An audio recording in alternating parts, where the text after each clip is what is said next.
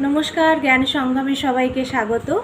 আজকের নলেজ পয়েন্টে গুরুজি বলছেন একজন মিথ্যেবাদী নির্দোষ।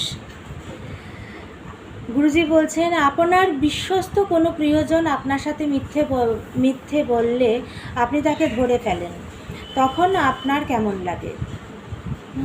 দুঃখ হয়, রাগ হয়, প্রতারিত বোধ হয় এবং হতাশা হয়, তারপরে সহানুভূতি হয়, সম্মান হারানোর একটা মানসিকতা আসে, বিস্ময় হয়, আদারওয়াইজ আঘাত হয় বা লজ্জাবোধও হয়।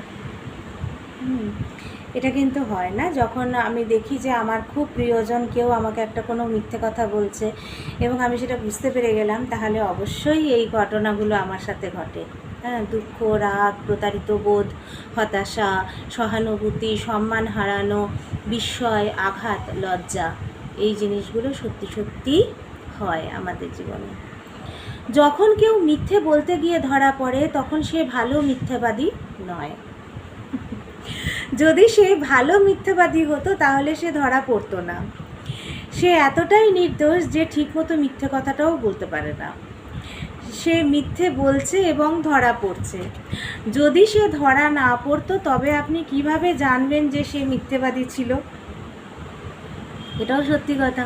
যদি সে ধরা না পড়তো তাহলে কিভাবে জানা যাবে যে সে মিথ্যেবাদী ছিল? সুতরাং আপনি কখনোই একজন ভালো মিথ্যেবাদীকে চিনতে পারবেন না।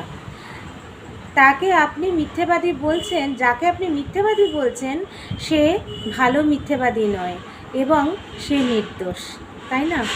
আর তাই হেসে গুরুজি বলছেন আপনার ওপরে উল্লিখিত সমস্ত মানবিক কসরতের মধ্যে দিয়ে যাওয়ার কোনো প্রয়োজন নেই। পরিবর্তে ভালোবাসায় গলে যান এবং বিলীন হয়ে যান। সেই জন্যে গুরুজি কী বলছেন? সমস্ত মানসিক কসরতের মধ্যে দিয়ে যাওয়ার কোনো প্রয়োজন নেই। পরিবর্তে ভালোবাসায় গলে যান এবং বিলীন হয়ে যান। দারুণ দারুণ নলেজ পয়েন্ট। তো এটাই হচ্ছে কথা, যে যখন কেউ মিথ্যে কথা বলে তখন আমাদের রাগ, দুঃখ এই সমস্তগুলো হয় সত্যি সত্যি। আবার এ কথাও সত্যি যে যদি কেউ মিথ্যে কথা বলতে গিয়ে ধরা পড়ে তাহলে সে কিন্তু ভালো মিথ্যেবাদী নয়। যদি সে ভালো মিথ্যেবাদী হতো তাহলে সে ধরা পড়তো না। তো সে এতটাই নির্দোষ যে সে ঠিক মতন মিথ্যে কথাটা বলতেও পারে না।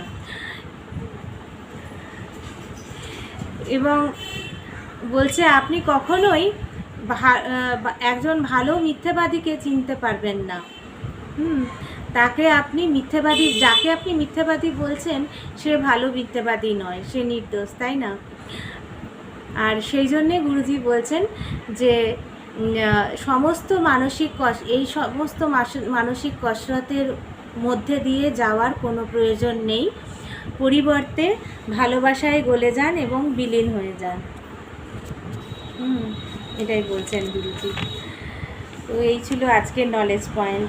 সবাইকে আবারও অনুরোধ করব যে লাইক, শেয়ার অ্যান্ড সাবস্ক্রাইব অবশ্যই করবেন। আশা করছি সবার ভালো লাগছে এবং কাজে লাগছে সবারই এই নলেজ পয়েন্টগুলো। প্রতিদিনের জীবনে প্রত্যেকটা নলেজ পয়েন্ট ভীষণ ভীষণ উপকারী। সবাই ভালো থাকবেন, সুস্থ থাকবেন। দেখা হচ্ছে পরবর্তী এপিসোডে। নমস্কার।